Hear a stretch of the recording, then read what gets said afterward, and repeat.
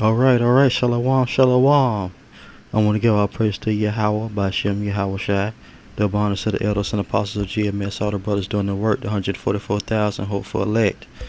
All right, and tonight we're going to be finishing up with part two of part one of the whitewashing of Jesus, which we know his name is not Jesus, it's Yahweh Shai, right? So these guys, they say Jesus, but they, uh, but they know that a lot of them, well, not all of them, but a lot of them know that his name is not Jesus, right? Because there was no letter J's in that time, and that's historical facts that there was no letter J's in the time of the Bible. So, all right, first let's go here, right? We're gonna see Esau Edom and what he does, right? Let's read the NLT of this. This is Micah 2 and verse 1, NLT. What sorrow awaits you who lie awake at night thinking up evil plans, right? It says evil plans. This is the evil plans of Esau Edom when he made the image of Cesare Borgia and turned him into Jesus. You rise at dawn and hurry to carry them out, simply because you have the power to do so. And who has the power to do so? Esau Edom. The earth is given to the hands of the wicked. He covered the faces of the judges thereof. All right. 2. When you want a piece of land, you find a way to seize it. And that's what Esau Edom did when he came over here to the Americas and he took the land away from the native Americans, our Israelite brothers, right? He took the land right from the Native Americans.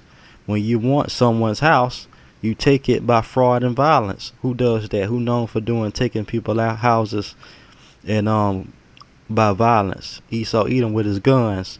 You cheat a man of his property, stealing his family's inheritance.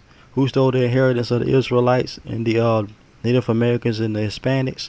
Esau Edom. He stole the inheritance and he took their heritage, right? Inheritance and heritage, saying that they Israelites, the Jewish people, are the Ishis. But this is what the Lord says: I will reward you evil with evil. You won't you won't be able to pull your neck out of the noose. You will no longer walk around proudly, for it will be a terrible time. All right, and today Esau Edom is being brought out and being shown for what he is through the prophets and the elders and apostles, doing the work, showing everybody who Esau Edom is and his mo. Right. All right. Let's what would you left off at right here. You will no longer walk around proudly, for it will be a terrible time. In that day, your enemies will make fun of you by singing this song of despair about you. And that's what we doing. We talk about Esau Edom and exposing him to the world. We are finished, completely ruined. God has confiscated our land, taking it from us. He has given our fields to those who betray us. Go down. Others will set your boundaries then, and the Lord's people will have no say in how the land is divided. Right? So, but the main point of this, what I wanted to bring out to you, is this first part. It says right here in 1, what sorrow awaits you who lie awake at night thinking of evil plans. And the evil plans of Esau, that's what he do at night. He think about evil that he can bring upon the American citizen, and specifically the real Israelites. You rise at dawn, hurry to carry them out, and simply because you have the power to do so. And that's Esau Edom's MO right there. So let's continue with the video. We're gonna start in part 2 right here, where we left off from part 1. Salman, and is called Head of Jesus, which was published for the first time as a youth magazine of the Swedish Evangelical Mission Covenant in the US. Warner Salman's work is extremely famous around the world and has been used, and it is still used to this day, by countless of Christian churches around the world. If you see his paintings of Jesus, you recognize them, even if you don't recognize his name. Let's talk about the whitewashing of Jesus. What some people fail to understand about white Jesus is that it's not about aesthetic. The problem is the system and philosophy behind it. He's I have wrong. no problems with white Jesus. He's wrong. The second part he said was right.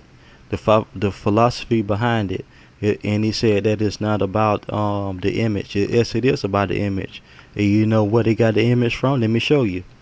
I already brought this out in part one, but I'm gonna bring it out again. Have to, right? This is Cesare Borgia, and this is so-called Jesus Christ. Same person. They just did a few alterations on how he looked. Gave him more of a beard and longer hair and blue eyes, right? But this is where they took the image from. This is about the so-called white man being in power, given the image of himself as a so-called the Son of God, which we already know in Revelation 1. It gives a depiction of um, what Yahweh shall look like, and I'm gonna get that real quick. I'll do it later on. Let's continue with the video. Let's keep Jesus white. That's not the point. The whitewashing of Jesus is not about aesthetics, but about rebuilding something so it can feed a specific agenda. It's not about harmful intentions, it's not about optics, but about a window towards Western colonialism, aspirations, history, values, and consequences. Jesus wasn't only made in the image and likeness of the artist, but also Jesus was made in the image and likeness of the monarchs and the system, and to this day See we that? Go back. You got this white man looking fruity as all hell, right? Let's go show you. I'm gonna show you real quick. made in the image and likeness of the monarchs and the system, and See you go right here with the blue eyes, right? With the long fruity hair, right? Holding the lamb, right? And you know, if you know the mo of Esau Edom, he'll kill that lamb. The lamb can be obviously a lamb is innocent, but Edom love to kill animals so much he'll kill that lamb right there for no reason, just because he got the power to do so, like the scriptures say, right? And this is the image they use, and they, like I said before, they use this image right here, Cesare Borgia, right, and changed it into Jesus Christ, the Son of God, right? So we already know that what that was all about, using Cesare Borgia as the original image and changing it over to Jesus Christ. to this day we see that the whitewashed Jesus was and is pro-slavery, pro-war, anti-Semitic, a bannerman of Western imperialism. There's White no such thing as a Semitic people, right? We know this. It's Shemitic. It's Shemitic, not Semitic. This is something that they made up. They made up the Semitic anti anti-Sem, right? There's no thing as a Semitic people. It's Shemitic, Shemitic, not Semitic. They always, they make up stuff.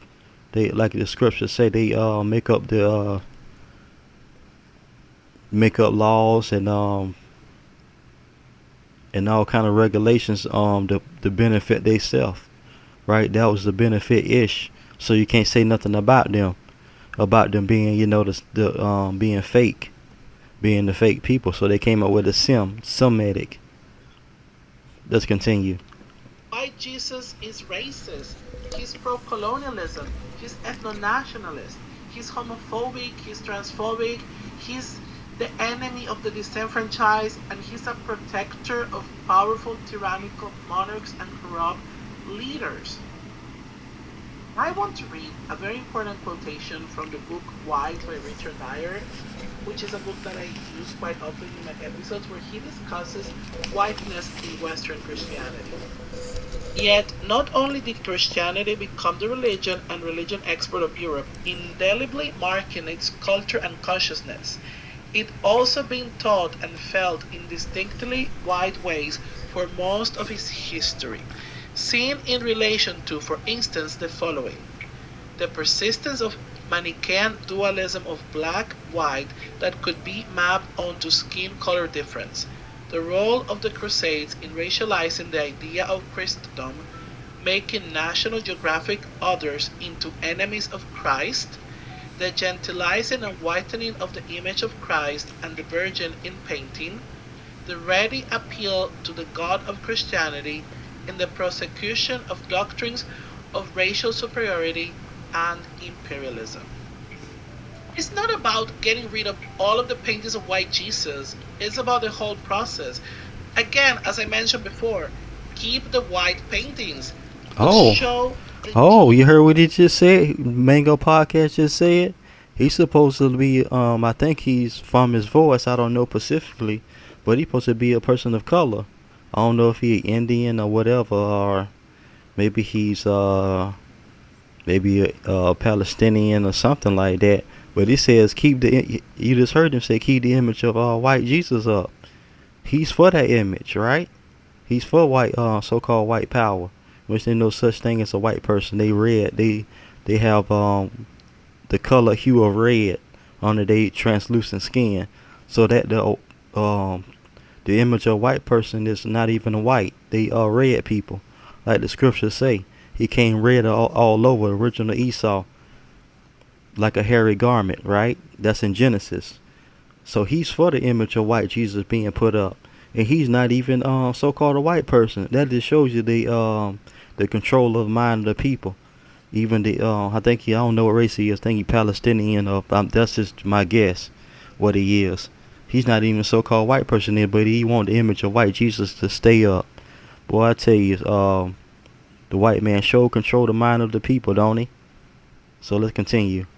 Jesus who loved the poor, who loved refugees, who loved immigrants, who believed in justice, who loved people from all different ethnic groups and religious denominations. See, this is the thing. He uses this. He used the what he just said. That's talking about Jesus Christ. That's talking about Cesare Borgia, which we know Cesare Borgia. What he was messing with his sisters and committed all kind of abominable acts when he was alive, right?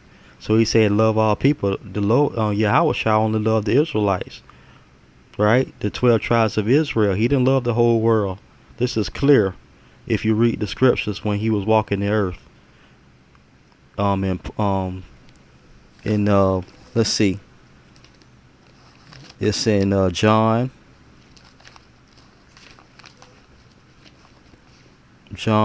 Luke, Matthew. That's all in the scriptures when he was walking the earth and he was teaching with his apostles. He was only for Israel. He wasn't for the whole world. So this guy's a straight liar. This Mango Podcast sellout dude that's made this video right here. He's a straight liar. Denominations, who was against corruption, and the Jesus who was merciful, the Jesus who didn't believe that the kingdom of God was a kingdom here on earth. Stop using him as an excuse to commit the most horrible crimes against humanity. Every culture and Christian denomination will have its own depiction of Jesus and the Virgin Mary. And these portraits become into beautiful windows to different cultures, worldviews, traditions, and perspectives. And of course, white Jesus started like this.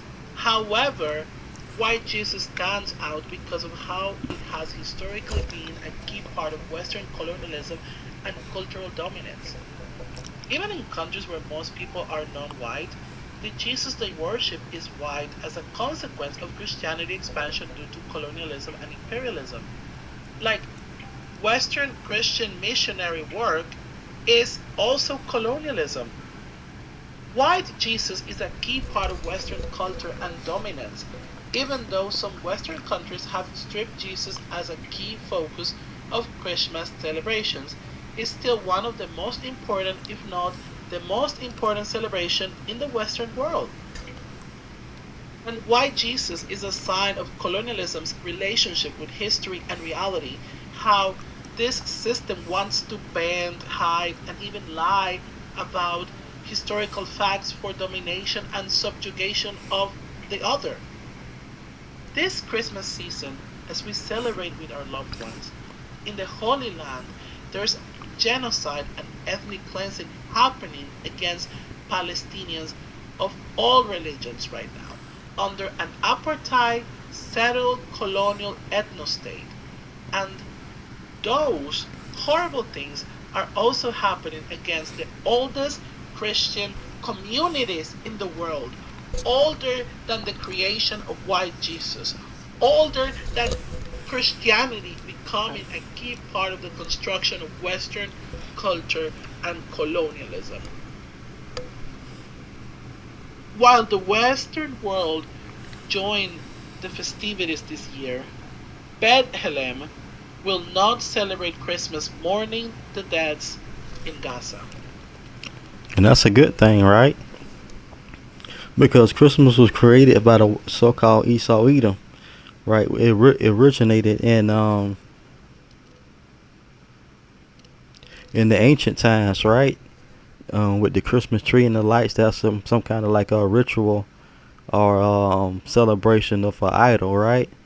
So that's a good thing. The Lord that He Lord made it where they're not gonna celebrate Christmas and wherever they said it was. All right. It says right here. I'm gonna read it. There will be no Christmas tree or festival lights in Manger Square where Jesus Christ was said to have been born, an area which usually attracts tourists from across the world. All festival appearances will be canceled in honor of the martyrs and the solidarity with our people in Gaza. Spokesman Bethlehem, Mr. Patino said a Christmas mass and prayer will still take place. They added, right? So you got to think about this. Benjamin Netanyahu going on a killing spree over there in Gaza, to supposedly get out the Hamas and all that. He going on a killing spree, doing a genocide, and everybody quiet as far as the government and Biden and all that. So but like I said before, my other videos, that Amalek and Esau are basically brothers. So Benjamin Netanyahu, Benjamin Netanyahu is an Amalek, and Biden is Esau Edom. So they brothers. So they support each other in killing and genocide. Let's continue. Jesus was a brown Palestinian Jew who became a refugee. Wrong. He was not a Palestinian. That's wrong. He's a liar, Mango Podcast. You a straight liar. He was not a Palestinian. He was an Israelite. He was a dark skinned brother. And let's get that real quick. Let's bring that back out for the people if they didn't watch my part one. We're gonna get this and we're gonna read it. And we're gonna set this record straight about what Jesus, Yahweh, not Jesus, what he looked like. Let's go down. And I'm gonna read this real quick for this guy that says in the first video that there's no depiction of what Jesus looked like, Yahweh looked like. All right, let's start at 13. And in the midst of the seven lampstands, one like the Son of Man, clothed with a garment down to his feet, girded about with the chest with a golden band. His head and his hair were white like wool, as white as snow, and his eyes were like flame of fire. Who you know have woolly hair? So-called black people have white woolly hair, white as snow. And when the older black men get when their hair start turning white, it look white as snow. And I'm gonna show you an image of that I found in Google Bing. His feet were like like fine brass, as refined in a furnace, and his voice is the sound of many waters. But the main point I want to bring out to you is 15, Revelation 1 and 15. His feet were like fine brass, and as refined in a furnace. You know what fine brass look like? That's dark skin, and I'm gonna show you that. We're gonna do that real quick. Let's go to white. We're gonna go show you the image of white woolly hair. See that? White woolly hair. This is a bronze skinned brother, older gentleman, right? And it says over here, Jesus Christ was a black man according to the Bible. Correct. 100% correct. Jesus Christ, Yahweh, was a black man according to the Bible. White woolly hair. See that? We're going to pull up bronze. Bronze.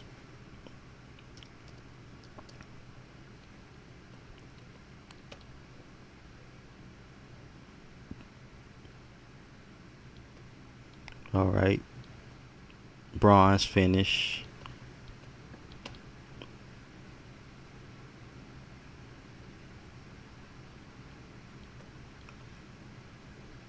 Okay. See, can we get burnt bronze? Let's try that. Burnt, okay. Burnt bronze color.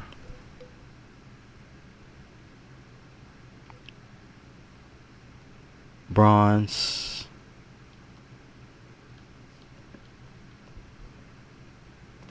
So, all right, there it is. That's a good description right there. That's a burnt bronze color. See that? So see that darker skin? This is a dark skinned brother. This is what he could look like, right? This would be his color of the burnt bronze.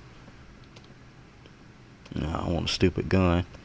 Alright, it says it will be a bronze rim. I don't know if that's burnt bronze.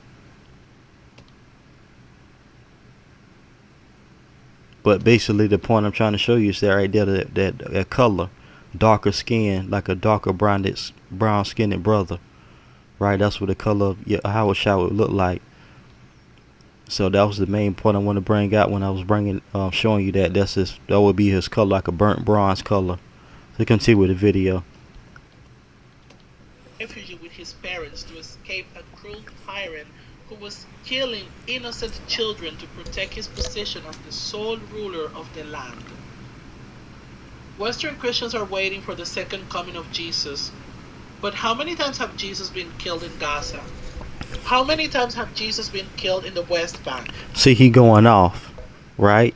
Don't compare what's going over there with Netanyahu and Hamas to what Yahweh Shah went through when he was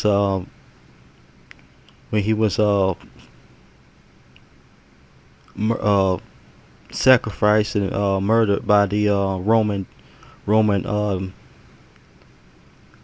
Roman people, but he was sold out for the sell out Israelites, right?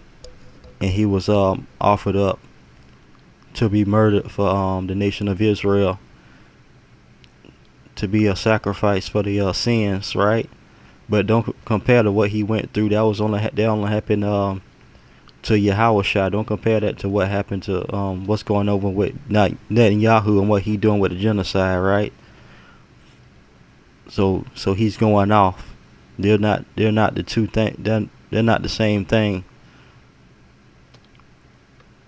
How many times have Jesus been killed with his family when they were refugees or migrants? How many times have Jesus been killed with his family in the Mediterranean Sea? This guy's straight nut job.